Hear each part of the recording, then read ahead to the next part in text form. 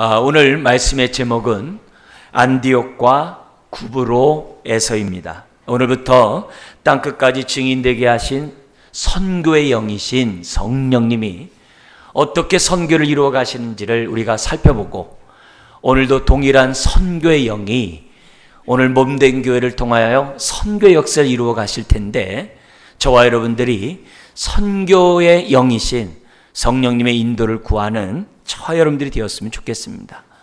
거듭 말씀드린다만 성령님은 선교의 영이세요. 한 영혼이 주께로 돌아오기를 원하시는 그런 분이시라는 겁니다. 그래서 성령을 받은 사람들의 특징을 보면 불신자에 대해서 관심이 있어요. 그리고 그들이 우리와 함께 예배 드리기를 항상 사모해요. 그래서 성령 받은 사람들의 특징을 보면 전도를 하려고 하고, 또 예배 드리는 것을 항상 사모하는 것을 공통적으로 우리가 느낄 수 있는 것을 봅니다. 지금 우리가 사도행전을 지금 통해서 하나님의 음성 말씀을 듣고 있는데요, 12장까지는 베드로를 통해서 예루살렘과 온 유대와 사마리아에 어떻게 복음이 전파되었는지를 우리가 봤어요. 13장부터는 바울을 중심으로 어떻게 땅끝까지 복음이 전파되는지를 우리는 이 사도행전의 말씀을 통하여 배우게 됩니다. 특별히 사도 바울의 1차, 2차, 3차의 선교여행, 이방 선교여행을 우리는 보게 될 것이고, 더 나아가서는 바울이 로마 감옥에 1차 투옥 때는 2년간 감옥에 있다 재판을 받거든요. 근데 그거까지가 기록된 것이 사도행전이에요. 그리고 다른 이제 바울 서신을 보면은 또 로마 감옥에서 나와서 선교하다가 2차 로마 감옥에 갇혔다가 목뱀을 당하는, 순교를 하는 그런 사건이 신약 성경에 기록되어 있습니다. 오늘부터 보는 이 13장과 14장은 바울의 1차 선교예요. 약 1년 5개월 동안 벌어졌던 그 선교의 사건이 13장, 14장에 기록되어 있어요. 그래서 이런 1차 선교여행을 통해서 하나님은 어떻게 선교를 준비하고 시작하시고 역사하셨는가 보면서, 오늘도 동일한 우리 성령님께서 우리 교회에 어떻게, 여러분에게 어떻게 함께 하시는지를 우리가 살펴보기를 원합니다. 그래서 오늘 말씀을 통해서 어떻게 선교를 이렇게 준비하고 이루시는지를 하나하나 좀 우리 배워가면서 교훈을 삼기 원하는데요. 첫 번째로, 먼저 우리 성령님께서는 선교를 하실 때 그냥 즉흥적으로 하지 않는다는 거예요. 준비를 하세요. 근데 어떤 준비를 하냐면 첫 번째가 1절에 나와요. 뭐냐면 교회를 든든히 세우십니다. 먼저 교회를 든든히 세우신 다음에 그 교회를 통해서 하나님이 선교를 이루어 가신다. 그게 첫 번째 교훈이에요. 왜냐하면 선교사들은 최전방에서 싸우는 병사와 같아요. 후방에서 지원해주고 기도하지 않으면 최전방에서 선교 사역을 못해요. 전도도 마찬가지예요. 전도는 최전방에서 영적 전쟁을 하는 사람이에요.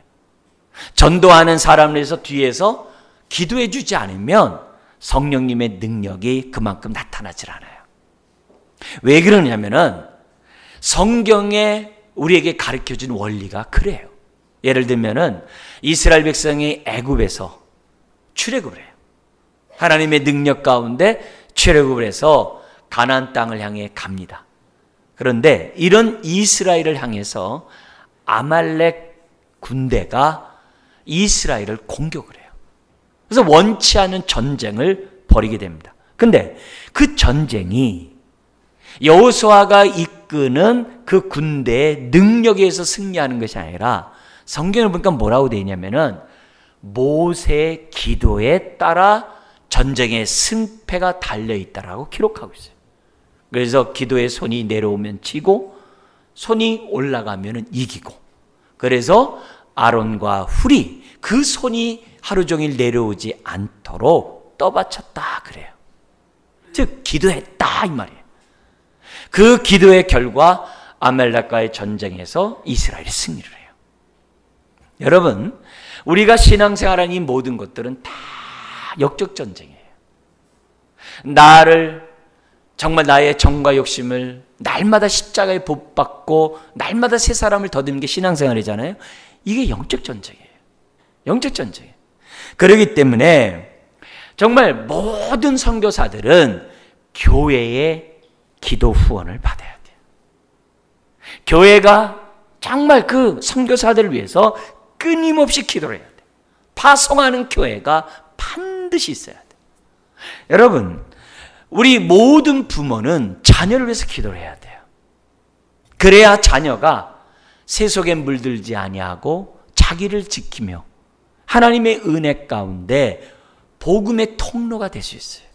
그래서 모든 부모는 자녀를 위해서 끊임없이 기도해야 돼요. 염려하고 근심하는 시간에 기도해야 돼요. 걱정하는 그 시간에 기도해야 돼요.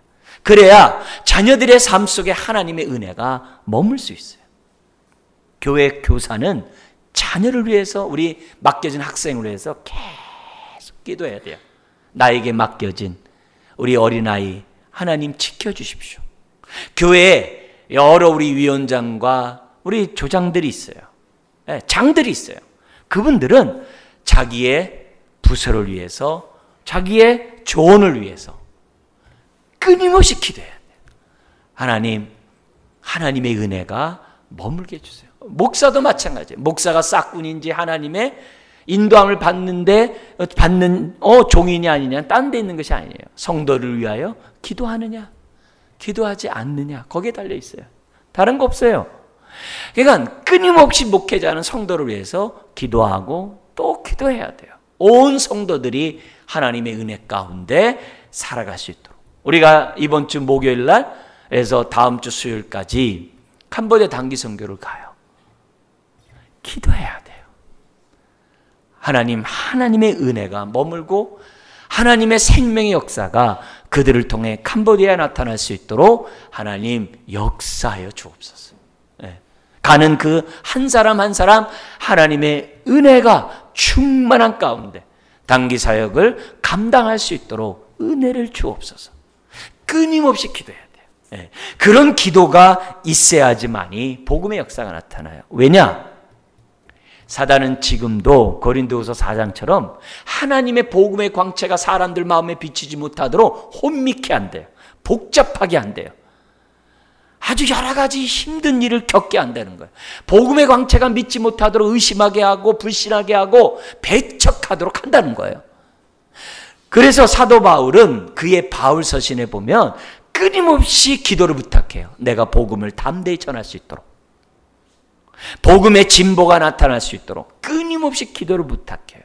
사도 바울이 기도를 부탁했다면은 저와 여러분들은 두말할 것도 없죠. 그런 의미에서 선교사가 파송이 되기 위해서 성령님께서 먼저 하셨던 일이 뭐냐? 안디옥 교회를 든든히 세워주셨다는 거예요. 그리고 그 안디옥 교회를 통하여 선교할 수 있도록 모판을 마련하는 그런 역사를 먼저 하셨다는 거예요. 여러분, 우리가 이미 알고 있던 것처럼 이 안디옥 교회는 1절 한번 보십시오. 1절은 이렇게 시작합니다. 안디옥 교회에 선지자들과 교사들이 있으니. 여러분, 선지자와 교사라고 안 해요. 선지자들과 교사들이 있다라고 기록하고 있어요. 이미 선지자들과 교사들이 있다는 것은 그 교회가 이미 안정됐다는 거예요. 여러분, 안디옥 교회가 어떻게 세워진지 우리 앞에서 봤어요. 스데반 집사가 돌 맞아서 순교를 합니다. 그리고 그 순교 이후로 유대인들이 기독교를 박해하게 됩니다. 그래서 사람들은 도망갈 수밖에 없어요. 도망가는 그런 와중에서도 그들은 원망과 불평하는 것이 아니라 회당들을 찾아가서 유대인들에게 우리가 기다렸던 메시아가 오셨는데 그 메시아가 바로 예수 그리스도입니다 라는 그 복음을 가는 곳 회당마다 복음을 전하는 거예요. 그러다가 어디까지 이르러요? 저 북쪽의 안디옥까지 이른 거예요. 안디옥은 시리아하고 터키의 접경 지역인데 지금은 터키 지역이에요.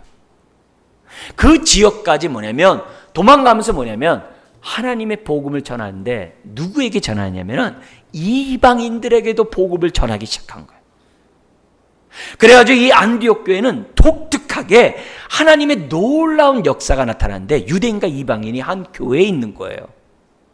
그 당시에는 있을 수 없는 그런 일이에요. 그런데 그 안디옥에 놀랍게 이방인과 유대인이 한 몸이 돼서 교회가 되니까 사람들이 뭐라고 그랬어요? 그들을 향하여 그리스도인이라고 비로소 처음 그 명칭이 생겨나게 되었다라고 해요. 그런데 스데반 집사의 순교에서부터 사도 바울이 1차 선교로 파송받을 때 기간이 얼마냐? 14년이 지나요.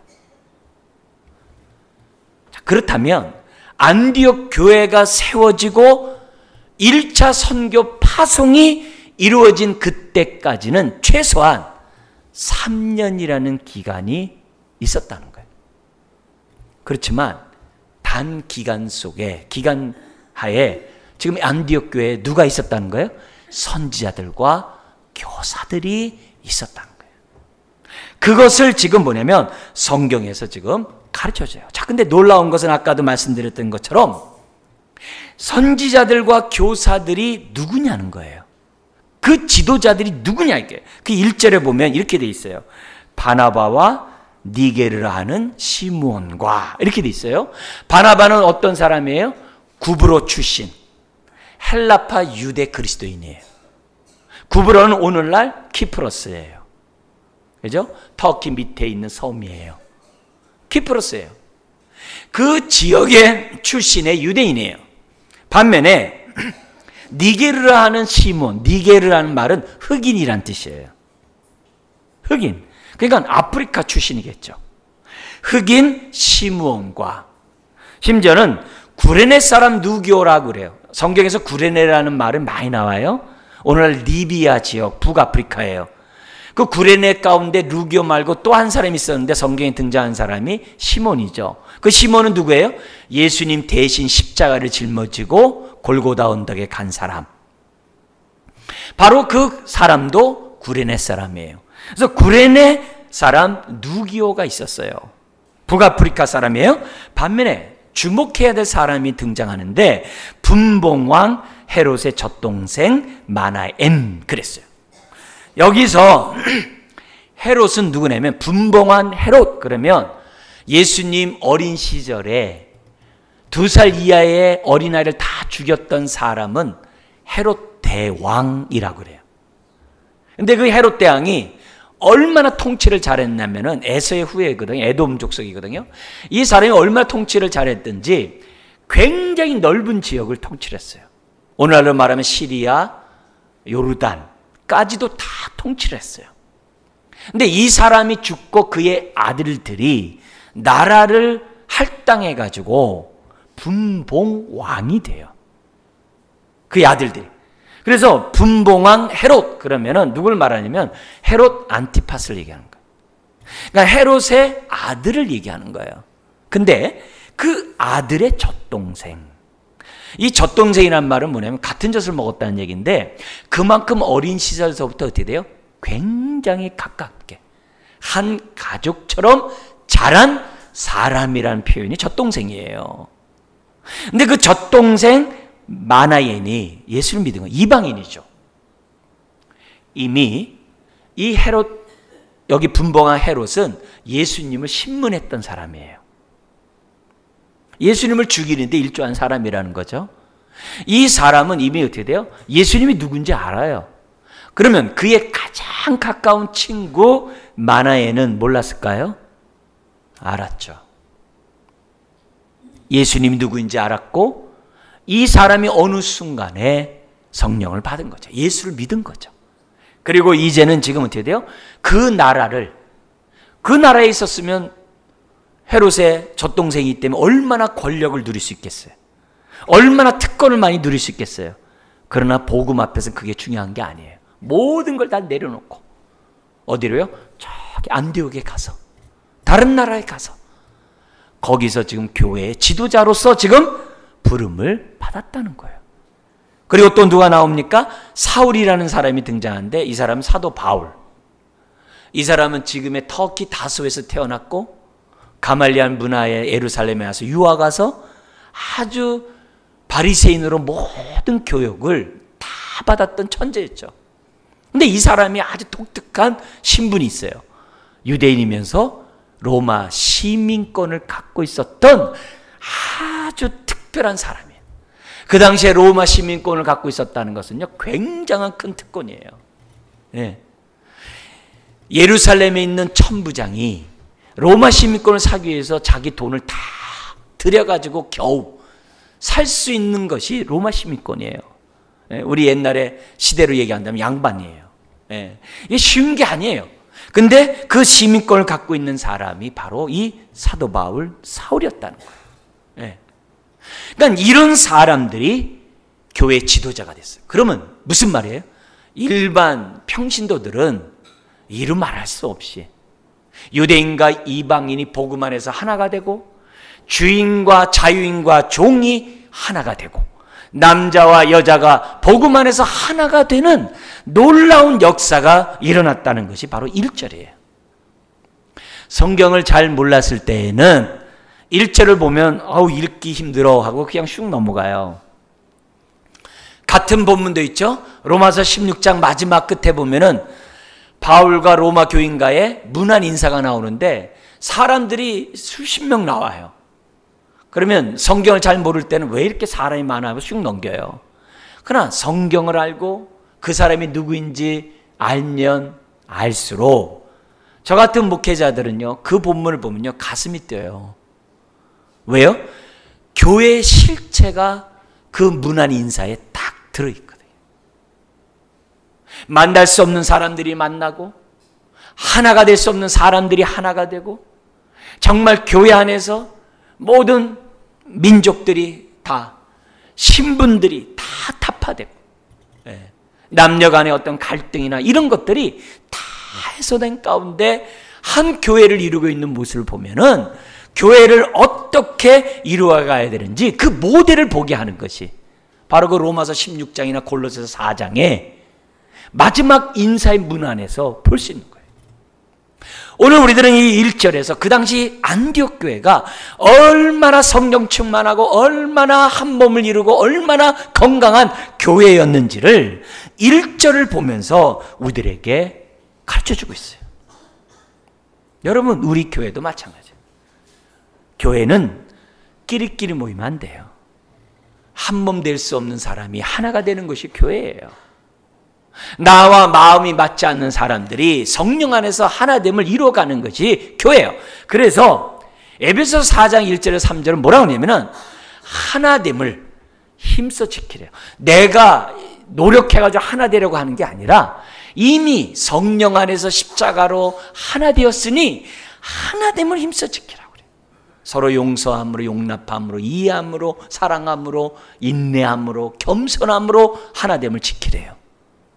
여러분, 오늘 우리가 신앙생활하는 데 있어서 우리 교회가 정말 안디옥 교회 같이 성령 안에서 한 몸을 이루는 교회가 될 수 있도록 우리는 기도해야 될 줄 믿습니다. 그래야 우리가 중보기도하는 10명의 그 선교사들이 힘있게 사역해요. 그래야 우리가 중보기도하는 사람들이 하나님의 은혜 가운데 살아갈 수 있는 거예요. 네? 더구나 성경에 보면은 지금 다른 사람들을 갖다가 선교사로서 파송하는 것이 아니라 누구를 선교사를 파송합니까? 바나바와 사울을 선교사로 파송을 해요. 자, 그런데 이 바나바와 사울을 파송하는 데 있어서 지금 그들은 뭘 경험하는 거예요? 안디옥 교회의 그 경험을 통해서 앞으로 그들이 선교 사역하면서 이방인의 교회를 세울 때 뭐가 되는 거예요? 이 안디옥 교회는 모델이 되는 거예요. 예루살렘 교회는 유대인의 교회예요. 모교회는. 근데 안디옥의 교회는 유대인과 이방인이 하나가 되는 교회예요. 앞으로 선교를 하면서 세워질 모든 교회의 모델이 바로 안디옥인 거예요.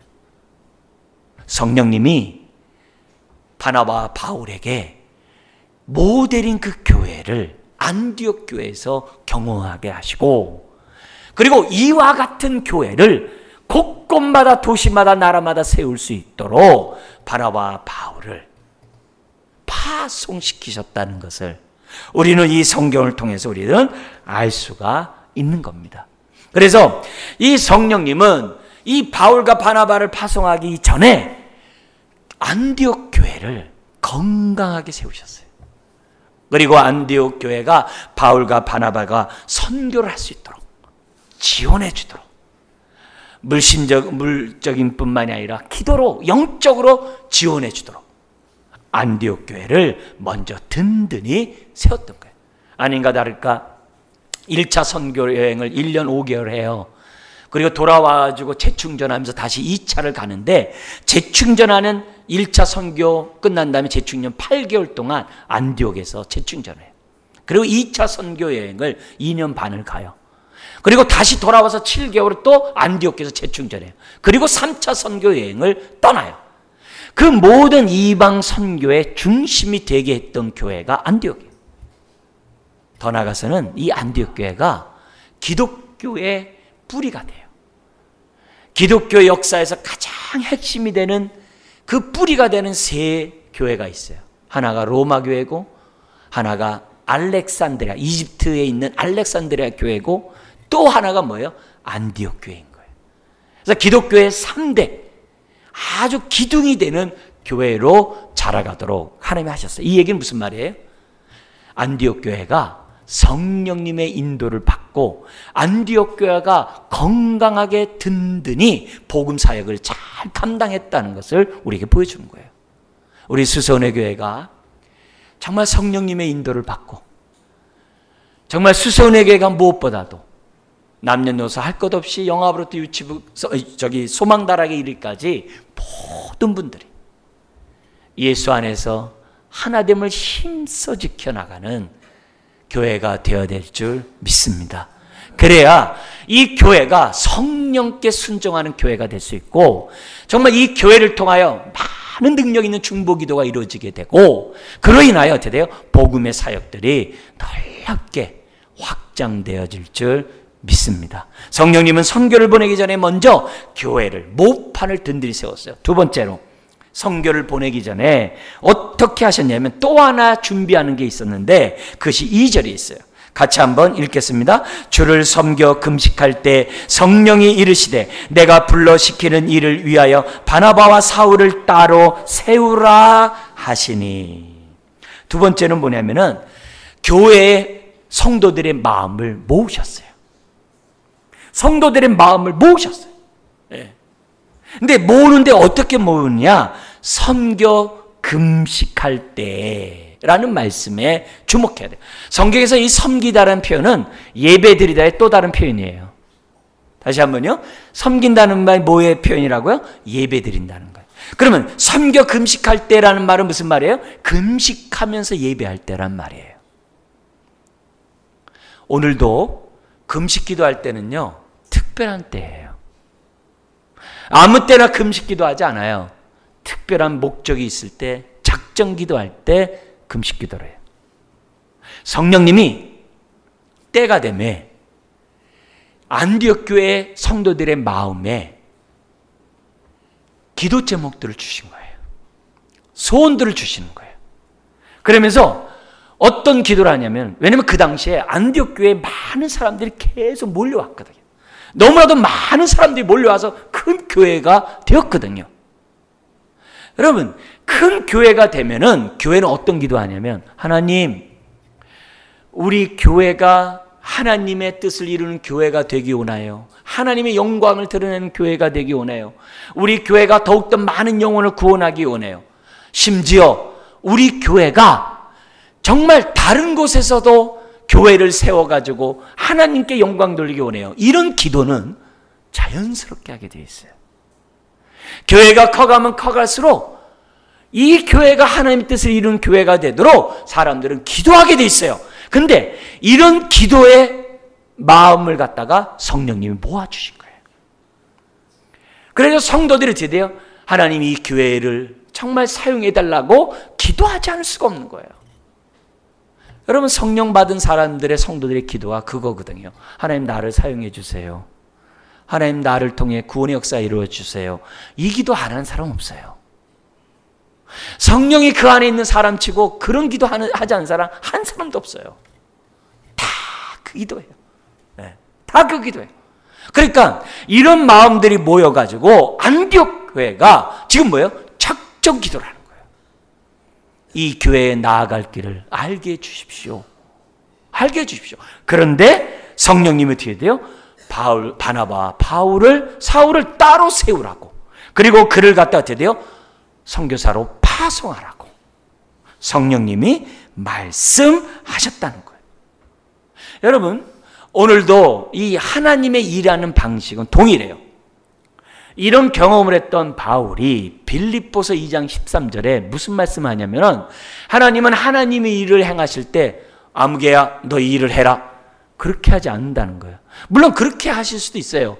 그렇지만 대체적으로 어떻게 일하시냐면, 하나님이 어떤 일을 하려고 한다면 기도하는 사람의 마음에 생각을 주세요. 그래서 빌립보서 2장 13절에 뭐냐면 소원을 주세요. 하나님 저거 하고 싶어요. 하나님을 위해서 이거 하고 싶어요. 하나님의 뜻에 의해서 내가 이걸 하고 싶어요. 지금 우리 단기 선교를 떠나요. 단기 선교 모집합니다. 마음속에만 가고 싶어요. 갈 수 없는 환경인데도 가고 싶어요. 그건 내 생각이 아니라 성경의 말씀에 비춰서 보면은 성령님이 나에게 소원을 주셨다 이 말이에요. 그러면서 빌립보서 2장 13절에 뭐냐면 소원을 주실 뿐만 아니라 그 소원을 이룰 수 있는 능력 또한 주신다는 거예요. 이게 하나님이 일하는 방법이라는 거예요. 그래서 여러분 기도했는데 내 문제를 놓고 기도했는데 자꾸 이상하게 딴 기도가 나와요. 나는 지금 발등에 불이 떨어진 기도 제목이 있는데 자꾸 다른 기도가 나와요. 근데 그 기도가 잊혀지질 않아요. 자꾸 내 마음속에 이렇게 자리를 잡아요. 성령님이 일하시는 방법이에요. 그런 소망의 기도가 계속 진행된다면 이것이 주의 뜻이면 주의 뜻대로 이루어지기를 원합니다라고 기도하셔야 돼요. 성령님께 순종하는 우리가 돼야 돼요. 그리고 그 일을 행할 수 있도록 하나님이 어떻게 돼요? 은혜와 능력을 하나님이 뭐예요? 허락하신다는 거예요. 이게 하나님의 일하시는 방법이에요. 여러분, 이미 사도 바울은 예수 믿는 사람을 잡아들이기 위해서 시리아 다메섹으로 가다가 부활의 주님을 만난 사람이에요. 그리고 하나님부터 너는 이방의 선교사, 이방의 내가 사도로서 내가 너를 선택했다라고 이미 들은 사람이에요. 그러면 들은 사람은 어떻게 얘기할 수 있어요? 내가 얘기할 때 나 선교사로서 난 부름받았으니까 당신들 나 파송시켜 주세요. 이렇게 말할 수 있는 사람이에요. 근데 바울은 그렇게 안 해요. 이게 중요한 거예요. 자기 혼자 은혜 받고서 나 은혜 받았으니까 나 선교사로 파송시켜 주세요. 교회 내가 앞으로 선교사로 갈 때가 나를 위해서 지원해 주시고 기도하세요. 그렇게 하지 않았다는 거예요. 사도 바울은 이미 선교사로서 부름을 받았지만 공동체의 파송을 받아야만 했다는 거예요. 왜요? 그래야 그 공동체로부터 기도 후원을 받거든요. 네? 이게 굉장히 중요한 거예요. 모든 것은 교회의 후원을 받아야 돼요. 교회 내 인정을 받고 검증을 받아야 돼요. 네? 자기 혼자 은혜 받았다고 나가버리면 안 돼요. 그만큼 공동체에서 한 마음으로 서로 교감이 이루어지고 그리고 서로에 대해서 잘 아는 사람이 더욱더 진심으로 기도해 줄 수 있거든요. 남다른 애착감을 가지고 그를 위하여 평생 기도해 줄 수 있거든요. 그런 의미에서 오늘 이 성경이 우리들에게 보여주는 이 모습은 굉장히 중요해요. 우리도 어떤 목적을 놓고 기도할 때 어떤 기도 제목이 나오면 그것이 성령님의 인도함 속에서 우리들이 주어진 말씀이라고 생각하고 그 기도가 하나님께로부터 왔다는 그런 정말 기도 제목인지 계속 기도하면서 확신해야 되는 것처럼 사도 바울은 자신이 선교사로서 부름을 받았지만 기다렸어요. 공동체로부터 정말 세움을 받고 공동체로부터 파송을 받을 그 날을 사도 바울은 뭐예요? 기다리고 있었던 거예요. 그래서 때가 되매 성령님께서 바나바와 사울을 세우셔서 선교사로 파송하셨다는 것을 우리들에게 가르쳐줘요. 네. 여러분, 성령이 임하는 교회는 선교에 신경 쓰게 되지 않을 수가 없어요. 성령에 이끌리는 교회는 항상 선교사를 파송하게 돼 있어요. 그것이 성령님의 기본적인 역사예요. 자, 그런데 누구를 보냈다고요? 바울과 사울을 보냈어요. 여러분, 사울은 이미 선교사로 부름받았기 때문에 가는 것은 당연해요. 근데 바나바는 선교사로 부름받지 않았어요. 그런데 같이 가라는 거예요. 왜 그래요? 예수님이 전도하러 갈 때는 항상 둘을 보내라 그랬거든요. 그러니까 성령님도 똑같이 둘을 보낼 수밖에 없는 거죠. 왜요? 예수님의 영이 성령님이시니까 똑같이 둘을 보낼 수밖에 없어요. 둘을 보내야 서로 의지하고 격려하고 서로 합력해 선을 이루게 되어 있거든요. 네? 서로 지지하고 격려할 수 있거든요. 근데 둘을 보내요. 자, 근데 바나바의 입장에서 어땠을까요? 바나바는 이미 가르치는 데 은사가 있는 사람이에요. 바나바는요, 이미 목양하는데 아주 탁월한 은사가 있는 사람이에요. 사람들을 갖다가 정말 사도 바울이 예수 믿고서 예루살렘에 와가지고서 사도들을 만나기를 원했지만 기독교인들을 안 만나줬어요. 저 사도란, 저 사울이라는 사람 거짓으로 예수 믿은 다음에 예수 믿는 사람을 다 잡아갈 거야. 안 믿었어요. 근데 그것을 믿고 사울을 갖다 예루살렘에서 소개를 해준 사람이 바나바거든요. 안디옥 교회에 가서 자기가 가서 교회를 막 가르치다가 너무 사람이 많으니까 안 되겠어서 다소에 있는 사울을 불러다가 함께 1년 동안 목양했던 사람이 바나바거든요. 그런 의미에서 이 바나바는 목양에 아주 탁월한 목사예요. 그럼 바나바 입장에서 볼 때 사람들이 막 몰려와요. 지금 교회가 막 부흥하고 있어요. 그럼 바나바 입장에서 어떻게 생각했어요? 돌볼 사람도 많고 가르칠 사람도 많고, 그래서 어떻게 돼요? 바나바 입장에서는 나는 보내는 선교사로서 있을 테니까 나는 지금 여기 목양을 하겠습니다. 얼마나 그럴 수 있어요? 수많은 사람들로부터 존경을 받고 있어요. 큰 목회를 하고 있어요. 그러나 성령님은 그 바나바를 사울과 함께 선교사로 보냈어요. 그때 바나바는 순종을 해요. 왜요? 성령의 사람이니까. 인간적으로 볼 때 바나바는 그 교회에 있는 게 맞죠. 그러나 성령님이 바나바를 파송하셨어요. 그리고 가는 곳마다 놀랍게 교회를 세워가고 부흥의 역사를 일으키도록 했다는 거예요. 이 얘기는 그만큼 안디옥 교회가 두 사람이 없어도 든든히 서 있는 교회로서 이미 자리매김했다는 것을 우리들에게 가르쳐주고 있어요. 그러므로 오늘 이 메시지 속에서 우리가 성령님께서는 선교사를 보내기 전에 뭐 했다는 거예요? 교회를 든든히 세울 뿐만 아니라 사람들의 마음을 지금 선교의 영으로 충만하도록 모아주셨다는 거예요. 우리 교회가 선교의 영으로 충만한 건강한 교회가 되길 주의 이름으로 축원합니다. 그런 기도로 마음이 모아져야 돼요. 그래서 우리가 어떻게 돼요? 단독 파송할 수 있는 그날이 속히 올 수 있도록 그런 날이 위해서 기도하는 우리가 되어야 될 줄 믿습니다. 세 번째, 이 선교를 하시는 성령님이 어떻게 하시냐면은 뭐냐면 선교지로서, 첫 선교지로서 익숙한 지역부터 선교하게 하셨어요. 그게 뭐냐면은 4절 이하에 있습니다. 바울과 바나바가 첫 선교지로 선택했던 데가 구브로예요. 오늘날 키프로스라고 그랬어요. 이 키프로스 지역을 갖다가 선교하겠어요. 왜 그래요? 여기가 이 바나바의 고향이거든요. 은혜를 받고 구원을 받은 사람들이 제일 먼저 생각나는 곳이 어디예요? 가족이죠. 형제죠. 친척이죠. 친구죠. 그러니까 바나바는 누구보다도 파송받으면 어디를 가고 싶었어요? 구브로로 가고 싶었죠. 이 마음을 성령님이 하셨어요. 오늘 이 성경에 보면은 바나바가 사울에게 우리 구브로부터 갑시다. 그렇게 얘기 안 했어요. 이미 사울의 고향인 다소는 사도 바울이 가서 지금 복음을 전도하고 교회를 세우고 있었거든요. 그래서 순서적으로 보면 바나바가 가는 것이 맞아요. 근데 바나바가 먼저 얘기 안 해요. 선교지조차 성령님이 인도하셨어요. 그 증거가 4절이에요. 4절 보면 이렇게 시작합니다. 두 사람이 누구의 보내심을 받았다고 그래요? 성령의 보내심을 받아 구브로로 갔대요. 선교지를 선택하는 것 당연히 자기의 친지가 있는 곳이죠. 익숙한 곳이죠. 그러나 그것조차도 누구의 인도를 받아야 되는 거예요? 성령의 인도를 받아야 돼요. 여러분, 내가 하나님 앞에서 이렇게 살아가다가 하나님 앞에서 내가 중대한 삶의 진로를 결정할 때가 있어요. 사업을 하거나 학교를 가거나 직업을 얻거나 뭘 하거나 선택할 때가 있어요.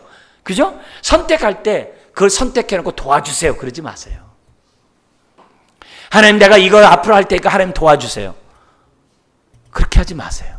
하나님, 내가 이 직업 내가 앞으로 할 거니까 도와주세요. 그러지 말고 오늘 이 세 번째 원리에 따라서 기도하세요. 하나님, 제가 이것을 하려고 하는데 이것이 주님의 영광이 되는지, 주님의 뜻을 이루는 도구가 되는지 알게 해주세요. 저는 이렇게 선택했는데 이것이 하나님의 기쁨이 되는지 깨닫게 해주세요. 그렇게 기도하셔야 돼요. 성령님을 앞서지 않도록 하셔야 돼요. 기도를 앞서지 않도록 해야 돼요. 오늘 이 내가 원하는 그곳이라 할지라도 성령님의 인도. 왜? 성령님이 우리의 마음을 모르시겠어요? 다 아시죠? 오늘 이 세 번째 원리 속에서 바나바는 먼저 요청한 것이 아니라 성령님의 보내심을 받아 어디로 가는 거예요? 구브로, 가장 사랑하는 자기 고향 사람들이 있는 가장 가까운 곳에 전도하게끔 하셨다는 거예요. 여러분, 전도는 가장 가까운 사람에게 하는 게 제일 쉬워요. 내가 구원받았는데 가장 가까운 사람에게 전도하기를 꺼려하면요, 그건 문제죠. 가장 사랑하는 사람에게 먼저 전도하기 마련해요. 물론 부담이 있죠. 내가 복음대로 살지 못하고 내가 온전하지 못하기 때문에, 부족하기 때문에 복음을 전하는 두려움이 있죠. 그러나 진실은 통하는 거예요. 나에 대해서 누구보다 잘 아는 사람이 내가 어떻게 변했는지를 제일 알아요. 잘 알아요. 그래서 나와 친한 사람에게 전도하는 것이 가장 능력이 있는 거예요. 효과가 있는 거예요. 하나님은 또한 주 예수를 믿으라 그리하면 너와 네 집에 구원을 얻으리라 하셨어요. 이 믿음을 가지고 가장 가까운 가정에 대해서 기도하셔요. 나를 구원하시면 내 가정을 구원하기 위함이다. 확신을 가지고 우리가 기도해야 될 줄 믿습니다.